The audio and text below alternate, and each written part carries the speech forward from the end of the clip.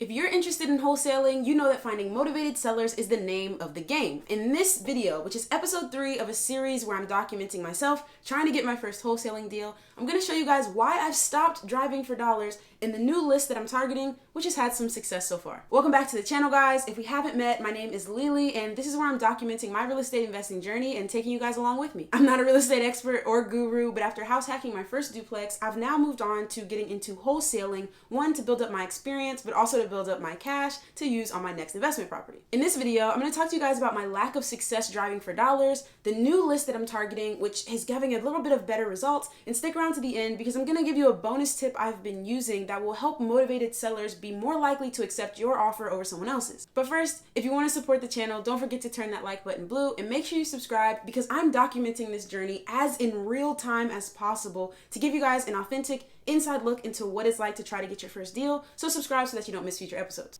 So, if you've seen episode 1, you know that I started my wholesaling journey like most people by driving for dollars. This is where you're looking for vacant, distressed, or abandoned properties in your area, and it was actually pretty fun. I got my mom to go with me, and when our eyes were peeled for those types of properties, we actually did find a lot of them. There were overgrown lawns, holes in roofs, and we even found a property that had just sold for $5,000 just a couple of weeks earlier. So we knew we were in the right area, and I was able to gather a list of about 35 properties that I then went home and skip traced, which basically is paying for the contact information of those homeowners, and then I started cold calling. If you haven't seen that video, I'll put a link to the description in it for you to watch later. Now, obviously, if things had gone to plan with this strategy, I would still be doing it, but I want to share a couple of things I learned with you guys in the hopes of 2 things. 1, that you'll understand why I'm moving to this new strategy, and 2, that it might help you get your own wholesale deals. So first off, and maybe this isn't the best thing to say, but it is honest, I don't like cold calling. It's hard. People are mean, they hang up on you, they cuss you out, you get disconnected numbers, you get the numbers for wrong people, you forget your script, you get tongue-tied, like it's just difficult. I know it'll get better the more I do it, but to be honest, after a day of cold calling, I kind of just felt drained and a little bit discouraged. I hit it hard for a couple of days, and in episode 2 of this series, I showed you guys the tally of how all of my calls went, from the ones that went to voicemail, to the ones that answered, to the people that hung up on me, etc. And I started to feel like, if this is how I feel after calling this list just one time, and I know that big wholesalers like Max Maxwell say that you need to be reaching out to these people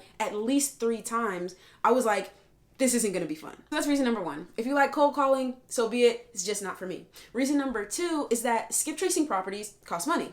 This honestly isn't a big deal because it's really cheap to get this type of contact information. It's just like 25 cents per phone number. But when I show you guys how I get my new list 100% for free, you'll see that it just makes sense to target a list that's free rather than one that costs money, especially if that new list, the free list, is more successful. And the reason number 3 that I'm moving away from driving for dollars is that it's just so time sensitive. Like, first of all, you need to have a car, which everyone doesn't have access to. And second, you have to actually get in your car, go out, drive around your area for a couple of hours, and then go home. And that's the first time you're actually contacting those property owners. There's just a lot of upfront time that it takes to do this before you actually start talking to those leads. And this is something that I discussed with one of you in my messages over on Instagram, but you can be kind of putting yourself in a sketchy situation when you're driving for dollars. I was lucky enough that my mom went with me, but if you're alone and somebody doesn't feel like you should be in that neighborhood, or they're kind of questioning why you're driving around, like, I don't know, it could just be a situation that you might want to avoid or just might be a little bit weird. And finally, and this is really the biggest reason for me to stop driving for dollars, and take it for what it is for your situation, but for me, when you're driving for dollars and making cold calls, those homeowners are cold. They're about as cold as you could possibly get. If there's a spectrum of how open to the idea of selling their house someone could be, at one end, you've got somebody who just loves their house, they're living there, like they're not interested in selling their house at all. And then on the other end, you have people who actively have their house for sale on something like Zillow or Redfin. But with cold calling, we're very close to this end of the spectrum. Sure, the person might not be living in this house, it might be distressed, it might be vacant, but like, they're okay. They may be coming up on wanting to sell, but like, for the most part, they're not out there looking, and so they're pretty darn cold. And that coldness is the reason that you get hung up on and cussed out so much, because those homeowners are not actively interested in selling their homes. So driving for dollars is hopeless then, right? No, that's not what I'm saying. I'm just saying that for me, I'm pressing pause on driving for dollars and cold calling. Now, I already paid for this list and I already called most people on it about 1 or 2 times, but I'm gonna go back to it. But for now, like to get my first deal, to really lock in on a strategy, I'm gonna switch it up. And that's what I wanna talk to you guys about now. Rather than looking for off-market distressed properties, ones that are not for sale, I'm now looking for on-market distressed properties. Some people say that you can't wholesale properties that are on the MLS or properties that have an agent, but you absolutely can. And there are a ton of people out there doing it and doing many deals per month and per year. And because most people just automatically assume that there are no good deals on the MLS, that could mean that it's less competitive. Basically, these distressed on-market properties are ideal for wholesalers for 2 reasons. Number 1, they've been on the market a long time, or they've even failed off of the MLS. In a moment, I'm going to record my screen and show you guys exactly how to find a list of properties that have been on the market a long time and ones that have recently failed. But when you see a property that's been on the market for months, you know that that person wants to sell and you know that they're having trouble selling to a traditional buyer. So if you go in as an investor with a cash offer, that may be something that they're willing to accept. Especially if that property recently failed off the market after 6 months or more of trying to sell, you know that that person is probably at their highest level of motivation that they could be. Whatever the reason the property is not selling, we know that this homeowner is much closer to that warm end of the spectrum. And the second reason that these on-market properties can work is that they're in a distressed situation. Even if the property just came on the market yesterday, but there's a giant hole in the roof, no flooring, and it's infested with different rodents, like no one who is going to live in that property themselves is going to want to buy it. It's an investor special.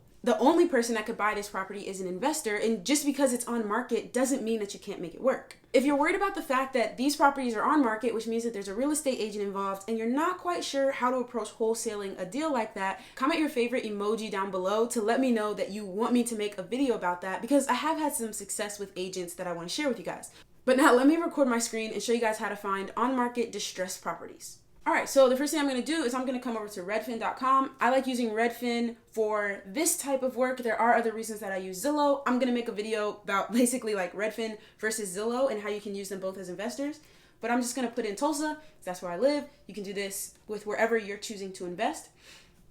And the first thing that I want to do is I actually just want to come over here to the On Redfin tab, and I want to click it until the arrow points down. And what this tells me is the properties that have been on the market the longest. And right now I'm going to have vacant lots. I'm going to have houses. I'm going to have apartments, all of that stuff. But I want to come up to more filters on the right. And I want to put houses, multifamily, and townhouse. That's specifically what I'm interested in. And now this is kind of like my first layer of looking. These new build, ready to build properties are not investor specials. What I actually want to do is I want to scroll down and I want to look for something that maybe has a lower price per square foot than the other things around it. Again, this is searching all of Tulsa, and I don't invest in that big of an area, but you can kind of draw an outline for what area in your city that you invest in, and those are the properties that will show up over here on the right. The plus mark next to these properties, that's going to mean that it's a ready to build property. So I'm actually going to go all the way to the second page. There's a lot of ready to build properties in Tulsa until I get to one that doesn't have the plus mark. So now I'm looking at properties that have just been on the market a long time. This property's been on 303 days. But again, it's a $400,000 property, not what I'm looking for. But I see one here that's been on the market for 257 days and is $87 per square foot. The purple house means that it's for sale by owner. This might be the perfect property for a wholesaler. There's no agent involved. It's for sale by owner, and we can look at it and see if there might be some upside for an investor to go in and either flip this house, fix it up, use it as a rental, any strategy that investor wants. But we see that this property is below market value. I've also got a property here that is $33 per square foot, right? And I can look and I can see that this house could use some updating. These are properties that I could target as a wholesaler. Now, I can also get more specific. Redfin has this price reduced and fixer upper tab. So if someone's dropping the price on their property, that might mean that you can get it below market value. But there's also fixer uppers only. I can apply that and I can see all of the properties that have been marked as fixer uppers in my area. Now, there are more than 1, 2, 3, 4, 5, like 2, 4, 6. There's more than 6 fixer uppers in Tulsa, but Redfin has specifically marked these ones. So it doesn't hurt to just take a look and see what Redfin has described as fixer uppers. Another thing I can do, if I take off this fixer upper check mark, it's going to go back and I'm going to be looking at 350 plus homes. And there are a couple of keywords that I like to use. I like to put in as is, and that will tell me, actually that never works. So for some reason when I put in as space is, it doesn't work. But when I put in a dash mark in between, Boom. So now I've got all the properties in Tulsa that are listed as is, which are great for investors because the person who's selling that property doesn't want to put any extra money into it, so it may be in poor condition. As we can see, let's just look at this very first one. We don't even have any pictures of the inside. Here's one for $60 a square foot, as is. So this is just a homeowner that wants to sell their house and they don't want to put any extra money into it. Here's a $31 per square foot one. And obviously, like, this is a investment home. No one's going to buy this property to live in it themselves. So that's one way that you can use Redfin to find properties that are on market in distressed physical condition. Some other keywords that you can put in besides as is: TLC, fixer upper, invest. I like putting invest because that catches investment or investors. What else can you put in? You can put in needs potential, needs updates, needs work, cash only, cash, things like that, where the agent has written in a description that triggers you to know this property might be a good investment. Now, in order to find properties that have recently failed off the market, I go over to PropStream. If you guys don't have PropStream, you can use it for free for 7 days using the link in my description. And so if you wanted to go in and do what I'm doing and pull this list, you could do that with your free trial, or you could pay the $97 a month and continuously do this. I think that it is worth it because of the information you get, but that link below will get you a free trial. So it's completely up to you. And what I want to do is I've actually saved a search right here, and I've just called it comfort area. And this outlines the area in Tulsa that I'm comfortable investing in. So like before, Redfin had the entire, city of Tulsa and surrounding areas. This search right here is just going to limit to the areas that I feel comfortable knowing, yes, that's a good deal, no, it's a bad deal. All right, so now I have a list of 63,500 properties in Tulsa. I can see that 901 of them are currently on the MLS, 293 foreclosures, blah, blah, blah, blah. I can see a ton of information up here. But what I want to do is I'm going to come into filter, and I'm going to look for vacant properties that, let's see, are single family, multifamily, or multifamily 5+. And I want to close that, and I want to come to MLS status. Then I want to hit failed. Right? I can see all of the terms of this search that I'm doing. Vacant, single family, multifamily 2 through 4, or multifamily 5+, and that it failed off the MLS.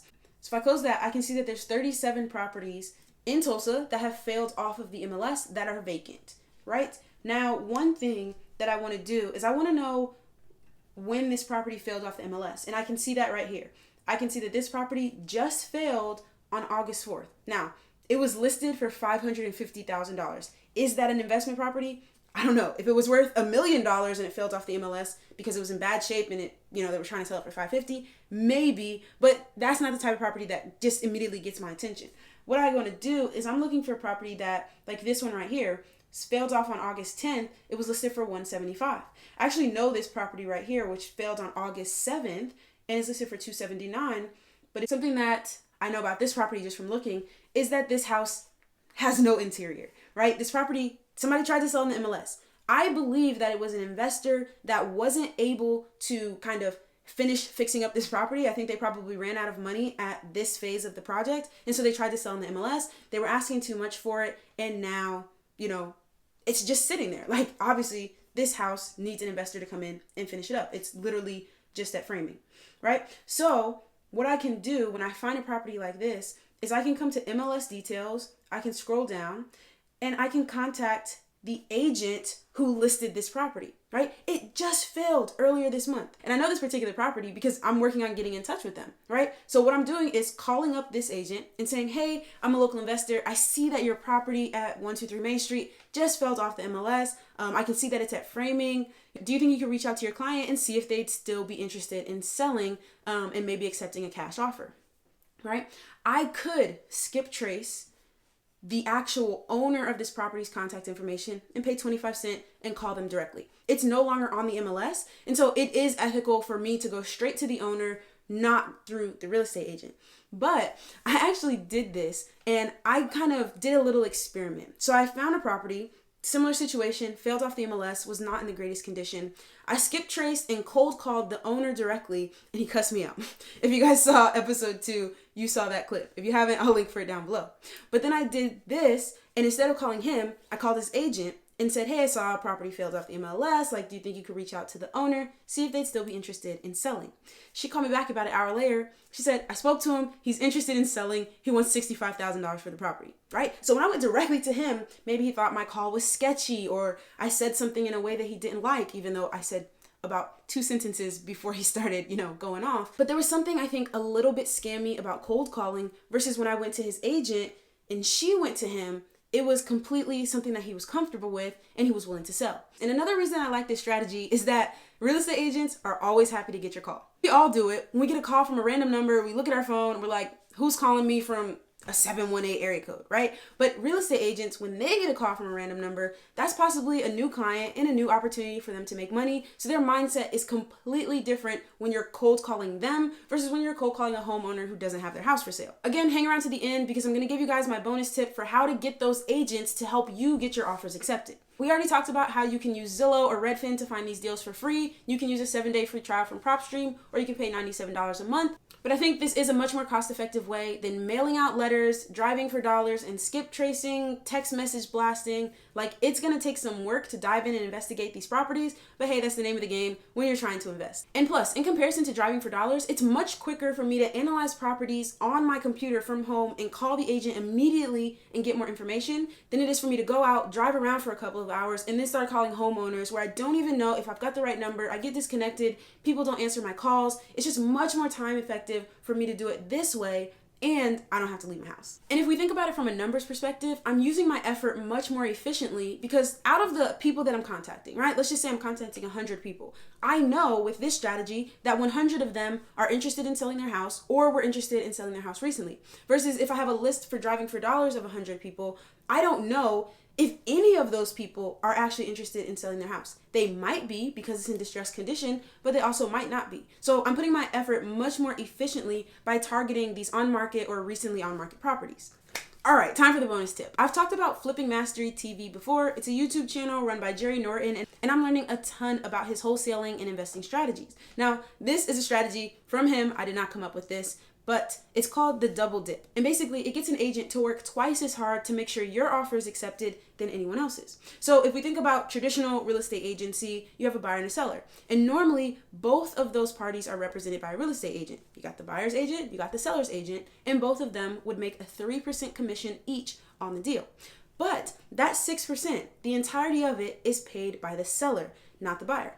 You don't pay commissions when you buy, you pay commissions when you sell. That's just how it works. But as an investor, you're probably not going to be represented by a real estate agent. You're going to be doing all this work to investigate and contact agents or owners on your own. But rather than just remaining unrepresented and not using an agent, you can tell the seller's agent, the listing agent, hey, I'm unrepresented, and if you're able, I would love for you to submit the offer on my behalf and get both sides of the commission. That means that if they accept someone else's offer, the agent makes 3%. But if they accept your offer, the agent makes 6%. That's gonna get them to work much harder for your deal than for anyone else's. Again, this doesn't cost you anything extra because you're not paying the commission. The seller pays the full 6%. It's not costing the seller anything extra because when you go to sell your house, you know that you must pay 6%, 3% to the buyer's agent, 3% to the seller's agent. If both of those parties, the seller and buyer's agents, are the same person, they get the full 6%. But what this does do is motivate the real estate agent to work harder on your behalf. Side note, the reason you want to say if you're able to do this to the real estate agent is because some states and some brokerages don't allow this double dip or dual agency for their real estate agents, but you just want to check. And out of all of the agents that I've talked to, all of them have been super excited. Yes, I would absolutely love to do that. Thank you. And none of them have had any type of problem with representing both me and the seller. Now, something to note is that you just want to make sure you say it's for this deal only. You don't want that listing agent to become your buyer's agent. Whenever you're doing a deal, you just want to offer to that particular listing agent the opportunity to be the buyer's agent for you on that one deal. It's also going to mean that when they get listings and they see a property that they think might be good for an investor,